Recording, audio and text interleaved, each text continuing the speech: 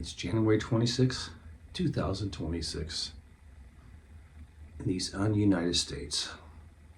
From Connecticut, USA, on the East Coast of the United States. It's a difficult day. This afternoon, ICE, Immigration and Customs Enforcement, executed a 37-year-old man in Minneapolis, Minnesota, northern midsection of the United States.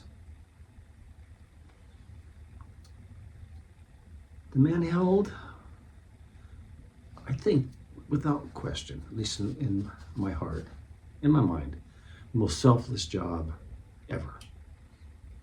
A nurse in the intensive care unit in the Veterans Administration Hospital in Minneapolis. Executed why?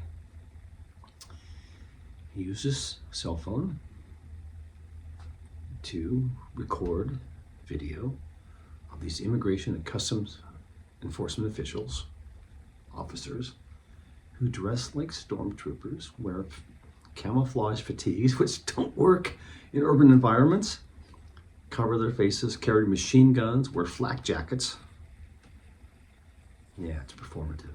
They are there to intimidate anybody who disagrees with the Trump administration. So, his sin, his offense, he was recording with his cell phone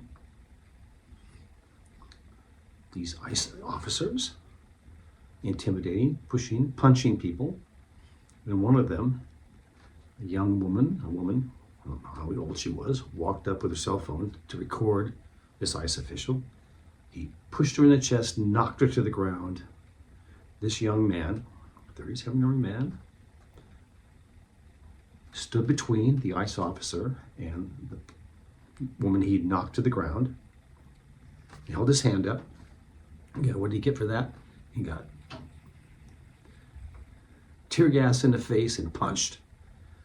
He did his best to pull her up, got her mostly up, and then about a half dozen ICE officers tackled him, forced him to the ground. One of them started hitting him with some kind of object, I don't know what. Another, maybe the same guy, one of the officers, the ICE officers, he had a gun.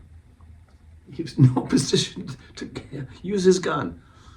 He was on his face, trying to get up on hands and knees, being hit, kicked, punched. One of the officers grabbed his gun, ran off camera, I assume to send to somebody that the man was armed, wasn't able to use his arm. And then the ICE officers executed him. At least the first bullet went into his back. Some 10 shots recorded, at least 6 hit the guy. Yeah. Today, representatives of the government, of the country, where I was born, where I've lived my entire almost 71 years, executed a man because he attempted to retrieve, pick up, and help a woman who'd been knocked down for no reason whatsoever by an officer of these UnUnited States. I've never felt worse about being a citizen of the United States.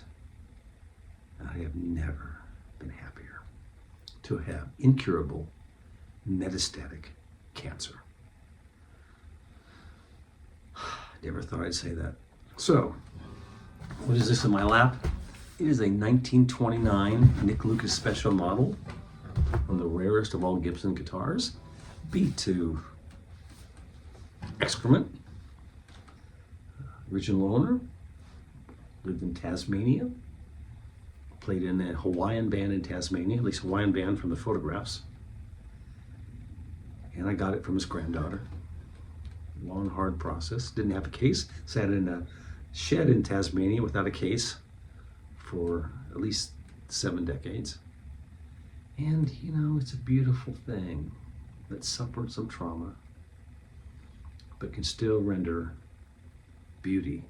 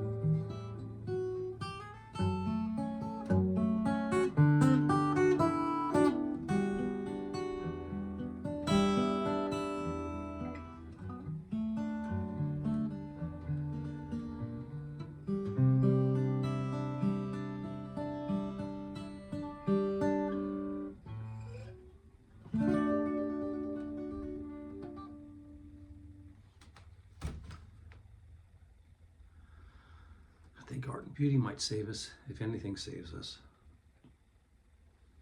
But I'm not convinced at this moment that anything will save